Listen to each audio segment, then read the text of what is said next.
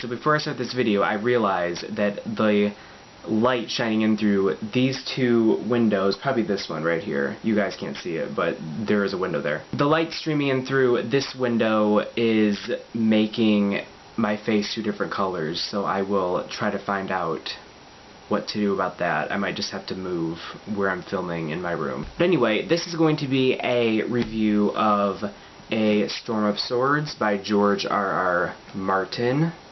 This is the third book in the Song of Ice and Fire series.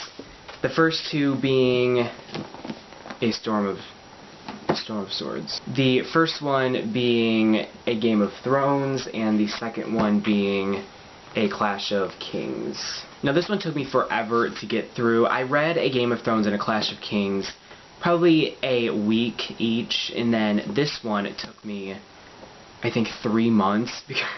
It's intimidatingly long. It's only probably 200 pages longer than the second in the series, but because it is that much longer, it was that much more intimidating, and that's probably why it took me so long to read it.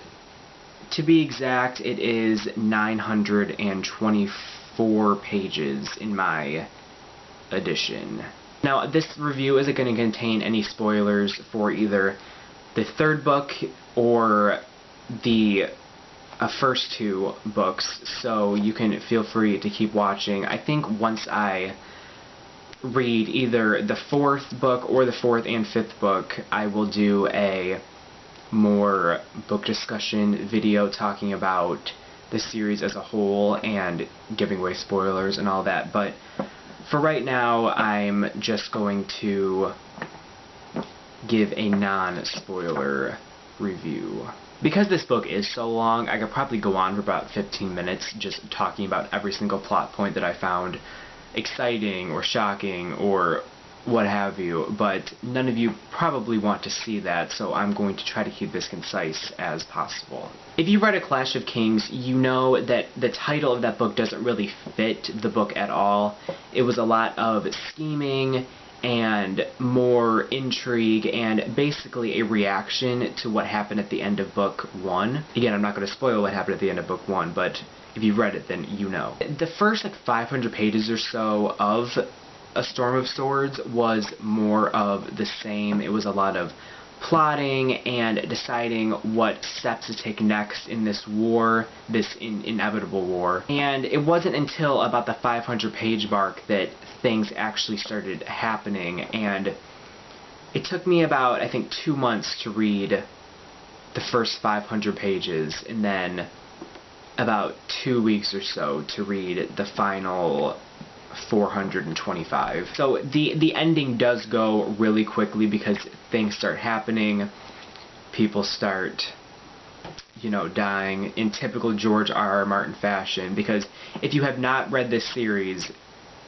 the most important thing to know is to never get attached to any character, because he can kill off anyone at any time. And not just characters, like he destroys whole cities in pages, and you're sitting there like, are you kidding me? So I guess the most concise way to kind of break up this novel quickly is to talk about each character perspective. So in King's Landing, at the beginning of this novel, we have Sansa and Tyrion. Everything seems to go down in King's Landing, and then everyone abroad kind of reacts to what happens there. So it's kind of the emotional center of the series, and this book didn't change that at all. Every single chapter with a character in King's Landing was interesting. And then over in Riverrun we have Catelyn, which I believe that is how you pronounce it, Catelyn. And I believe she's the only character that has a perspective there, even though a lot of the characters are there as well. And a lot of people in the, fandom really don't like her. They are really annoyed because she does get away with a lot of things. Not only in A Storm of Swords, but I think throughout this series in general, she gets away with a lot of mistakes, and that understandably annoys a lot of people. But there's always a reason behind everything she does. I mean, she just wants her family back because she's seen it destroyed throughout this series, because George R.R. Martin loves torturing all of his characters. But other than that, you know, Robb still remains uninteresting. I never really cared about him as a character, and this novel didn't really change anything. I mean, if you guys love Robb, sorry, but he hasn't really been interesting at all. Speaking of Robb, we have his brother Jon, who's in the North, and his storyline is still just as uninteresting to me as it was in the previous two novels. I like him as a character, but storyline-wise, I don't know what can be done about...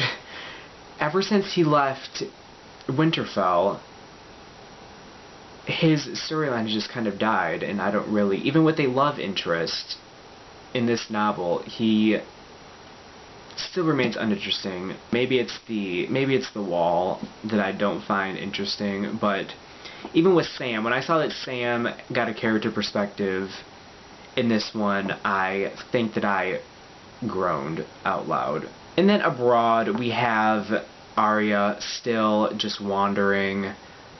I don't really know what to say about her. Again, love her as a character, but she is just kind of aimlessly wandering. Bran is also aimlessly wandering. I don't really know what can be done about that either. He's the one plot point that I don't know if even the author knows what to do with him, because he is just so aimlessly wandering. With all the other characters and their plot points, you kind of get the feeling that, you know, Martin knows what he wants to do with them. But with Bran, I don't really know. Like, his storyline is kind of dead. And then we have Davos, which I believe that's how you pronounce it. I might be wrong. Who is kind of a lifeless medium through which we can see Stannis and Melisandre, who I really like her as an antagonist. I use that loosely since you don't really know if she is an antagonist or not. You don't really know her motivations, and I think that mystery is why it's best to see Stannis and Melisandre, I don't know if that's how you pronounce it, through a outsider's perspective, rather than just giving them character perspectives of their own. And Stannis' character and his plotline do actually get interesting. I was actually surprised by the development at the end of this novel, especially since I didn't really care about Stannis in A Clash of Kings, and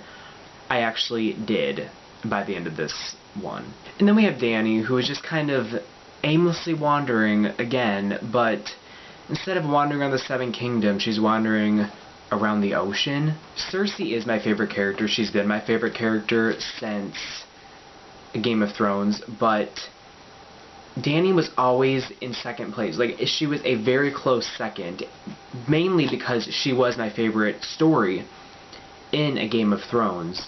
But ever since then, I kind of just feel like Martin doesn't really know what to do with her and is just keeping her around because he created her backstory and everything in the first book. So I don't really know what to make of her storyline.